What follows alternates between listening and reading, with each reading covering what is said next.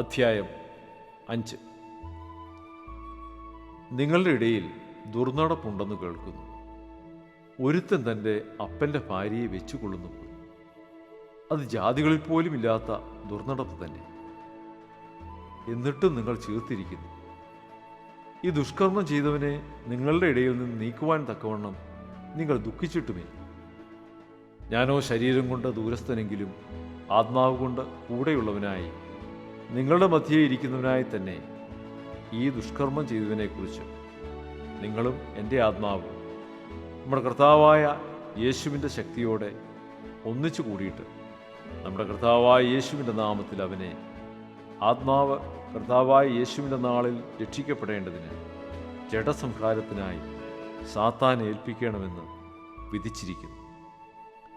നിങ്ങളുടെ പ്രശംസ നന്നല്ല. അസാരം പുളിമാവ് പിണ്ടത്തെ മുഴുവനും പുളിപ്പിക്കുന്നു എന്ന് അറിയുന്നില്ലയോ? നിങ്ങൾ പുളിപ്പില്ലാത്തവരായിരിക്കാൻ തക്കവണ്ണം പുതിയ പിണ്ഡം ആകേണ്ടതിന് പഴയ പുളിമാവിനെ നീക്കിക്കളവി. നമ്മുടെ പെസഹ കുഞ്ഞാടും അറുക്കപ്പെട്ടിരിക്കുന്നു, ക്രിസ്തു തന്നെ.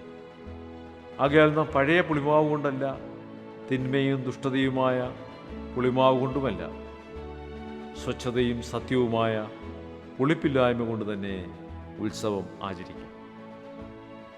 ദുർനടപ്പുകാരോട് സംസർഗമരുത് എന്ന് ഞാൻ എൻ്റെ ലേഖനത്തിൽ നിങ്ങൾക്ക് എഴുതിയിട്ടുണ്ടല്ലോ. അത് ഈ ലോകത്തിലെ ദുർനടപ്പുകാരോടോ അത്യാഗ്രഹികളോടോ പിടിച്ചുപറിക്കാരോടോ വിഗ്രഹാരാധികളോടോ അരുത് എന്നല്ലല്ലോ. അങ്ങനെയെങ്കിൽ നിങ്ങൾ ലോകം വിട്ടു പോകേണ്ടി വരും.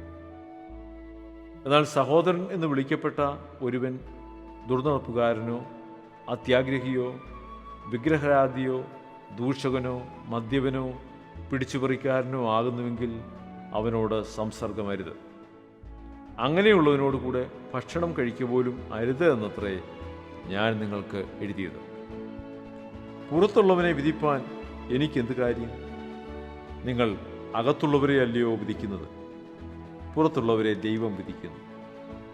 ആ ദുഷ്ടനെ നിങ്ങളുടെ ഇടയിൽ നിന്ന് നീക്കിക്കളവി.